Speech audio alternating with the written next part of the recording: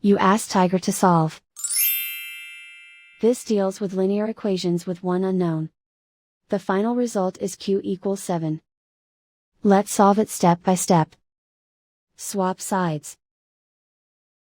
Group all constants on the right side of the equation. Subtract 1 from both sides. Simplify the arithmetic.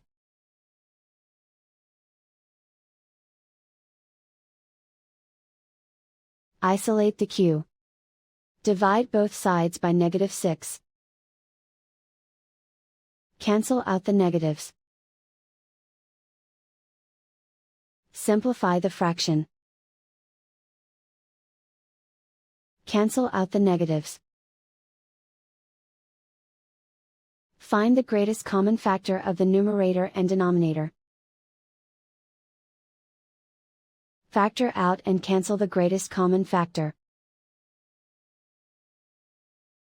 And so the final result is q equals 7.